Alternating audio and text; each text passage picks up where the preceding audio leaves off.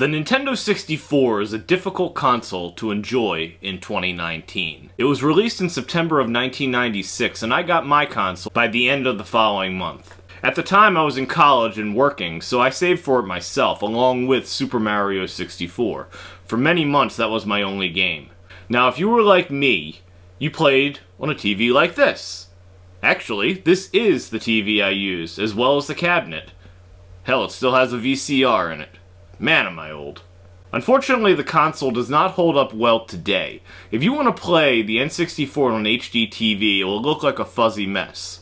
In truth, that's because it was a fuzzy mess, but our TVs were too low resolution for us to notice. I've been using a RetroTink 2X, along with an S-Video cable, and that really does make it look a whole lot better. But if you ever take a look at the Virtual Console, and the goal is to get that type of quality and not have to mod the console using the Ultra HDMI, RGB mods, and then having to buy the HD Retrovision cables and then plug it into the RetroTink.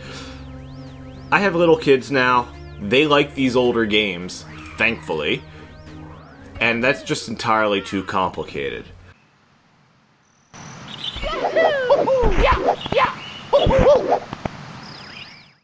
So I bought this connection. The Super 64 by EON. This is the first product that I have ever purchased from this company. It's rather pricey too, but it's plug and play, and it uses S-Video quality graphics and has a smoothing option. We'll talk about the smoothing. I will say this, using the smoothing option on the RetroTink makes the graphics look much better. Using it without the smoothing, it looks like a garbled mess. So today we have official emulation options. The Virtual Console store was closed for the original Wii, but it is still open on the Wii U. So why did I just waste 2 minutes of your time giving you all that information? The reason is because the N64 has so few options that are really good. I wanted to talk about the Wii U Virtual Console since the Wii Virtual Console is dead. That is my baseline for what my expectations are with this device. This is the ridiculously small list of games that are available from the N64 on the Wii U Virtual Console. Well, it finally arrived. From Castlemania. Unfortunately, it looks like it shifted a little bit during shipment. But I'm pretty sure it's still going to work anyway. So, this is the Super 64, which I purchased after seeing... Well, actually I thought about it for a while. At first I said, this is stupid, I already have a RetroTink. But I figured I'd give it a try. It should be a whole lot easier for my kids to play the N64 than connecting the RetroTink, powering on the RetroTink, setting it to the right video method, blah blah blah blah blah. One and done here. Plug it in, and it works, or push the little button on the side, and then you should be able to play. How about we open this sucker up? I can tell it's never been opened, even though it was jostled a bit during shipping, because these little tabs are still intact. So let's take a look at some of the options. Okay, so let's do a quick unboxing here. And, okay, it just opens up like so. Anyway, let's look at the unit. Feels pretty good. So there's the magical button that does all the work. It's got some weight to it. There's the HDMI port. The port that's worked for pretty much every console that Nintendo's released since the SNES. The cool EON logo, which I believe that lights up, or that lights up with slick mode enabled. Looks pretty good. Let's see what else it came with. Foam. Let's get started. Okay, so here are the instructions. You plug it in, and if you want it to look better, push the button on the side. How about we take a look? First thing I noticed, you want to use 2 hands to connect it. It connects right into the back of my old N64. Looks like it needs to be cleaned. It's a perfect fit, and it even has the little leg at the bottom to hold it in place. So here's something I'm just going to show you. My wires are a mess, and I know that. I have it going through one of these switch boxes, and then into one of these switch boxes. The electrical geniuses out there are probably going to tell me that's not the way to go, but I'm trying to keep this as simple as possible. And this is an auto switch, and so is this. The only one I know right now that is incapable of connecting to one of these is the Carby. It's nice to see that the EON works just fine on that. I love my Carby, but that is definitely a huge plus. Check your G diffuser system. Since I showed you Star Fox before, let's take a look at it now using the EON N64 adapter. I'll leave it on for a little bit and then I'll turn it off and we'll go to something else. Flippy here. I'm okay. I see him up ahead. Let's rock and roll!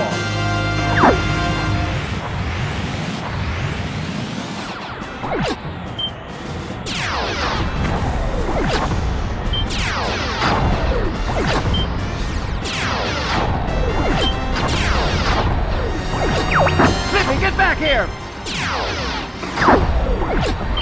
Flippy, watch out! Bogey on your tail!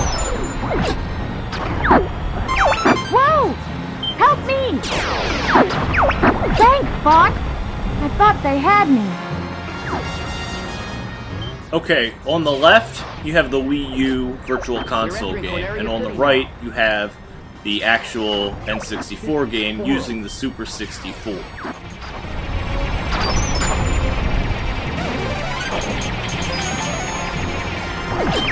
Everybody stay alert!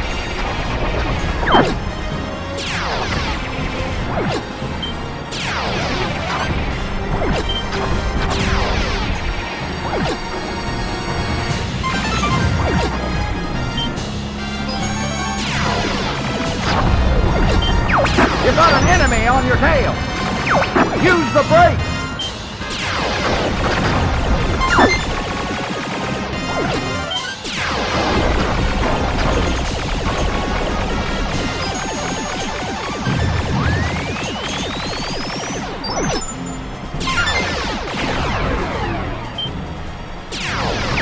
I'll take this! Get the one behind me! Something's wrong with the G diffuser. Use the boost to take! I guess I should be thankful.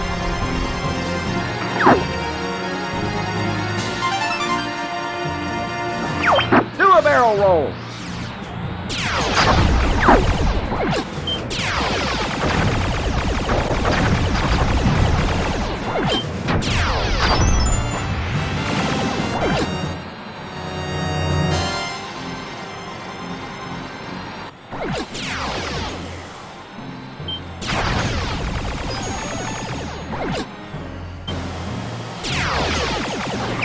Pretty smooth flying, Fox.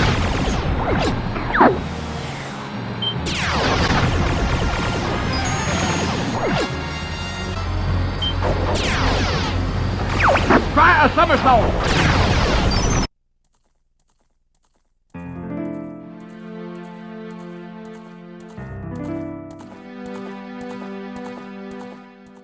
I was actually pushing the button over and over again, switching back and forth, using slick mode and regular mode. It did not show up using the Elgato. So, let's look at some camera footage.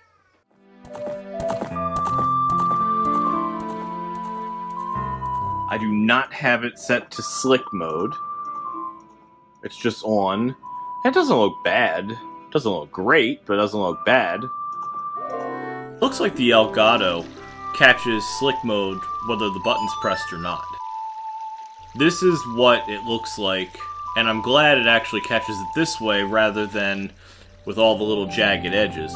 There's a very noticeable difference between slick and not slick. And this actually looks pretty good.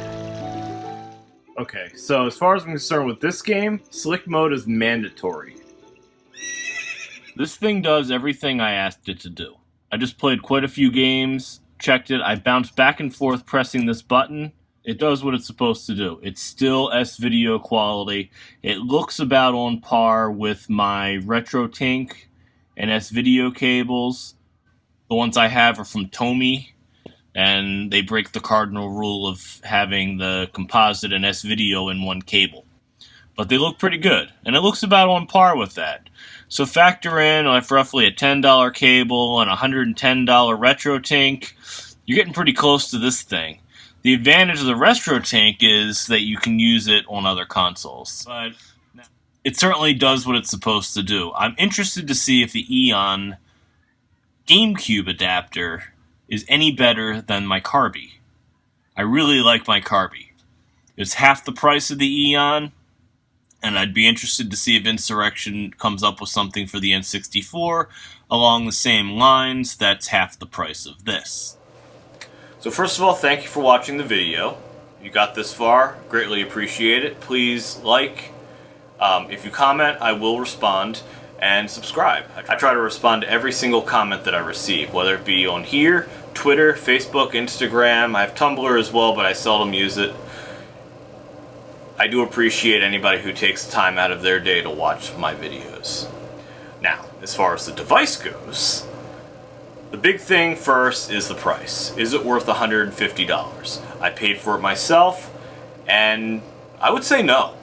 I don't think it's worth $150. Once the N64 clone consoles start really coming to fruition, you're not going to need something like that, unless you're adamant about using original hardware.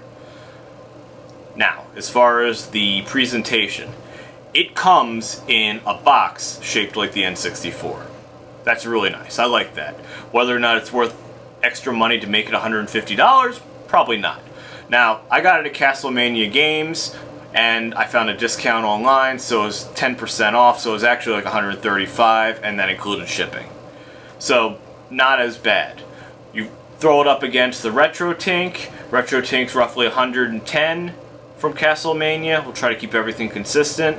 You still need HDMI cables, and although it's capable of using composite, S-video, and component, you might as well throw your composite cables away because they look absolutely wretched, unless it's your only means of capturing video.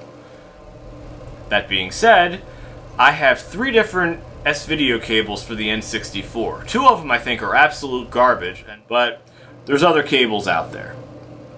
And I got a Tomy, I don't know how it's pronounced, I'll throw a link in the description, which breaks the cardinal rule of having a composite and S-video cable on the same wire, and that one's actually the one I think looks the best, especially in comparison to this Super 64. Now, as far as the performance goes, the performance is good. I mean, I have an unmodded N64 that I've had since launch. Not the exact launch date, but pretty close. And it looks really good. I already mentioned the S-video cable, and you don't have to look for an S-video cable for this thing to then plug it into the Retro Tank to then power on the Retro Tank. Turn smoothing mode on, because if you don't have smoothing mode on, it looks so bad I wouldn't even bother with it. You've got Hyperkin cables that are available for it, which also, they look okay, but at $30 are considerably less than the Super 64. The best thing about it, simplicity. Is simplicity worth $100? And the reason I say that is you factor in the coupon, you factor in that you're buying a $30 cable for the Super NES, N64, and GameCube. Take that off, is it worth $100? Roughly the same price as the Retro Tank. And comes down to this. I'm going to let my kid tell me. What do you think, Hit Point? That's his moniker on my channel. It's pretty good. It's pretty good? You like it? Yeah. Now, what do you think of it in comparison to the Retro Tank? Well, I think it looks sort of a little better. You think it looks better? Okay. So, I will do comparison videos comparing the Retro Tank and the Super 64. I think they're pretty close. Now, when you put smoothing on, it looks pretty damn good. I really do think it looks great. I really wish if there is a firmware update that it would be either user updatable and you could set it for that. Or if they release a Model 2, maybe instead of having a button, have a switch. This way you can lock it in either position that you prefer. And I think that would be far better. Probably cheaper too. So, those are my thoughts on it. I don't know if I missed anything, but let me know. Comments below, and thank you for watching, and have a good day. Bye-bye.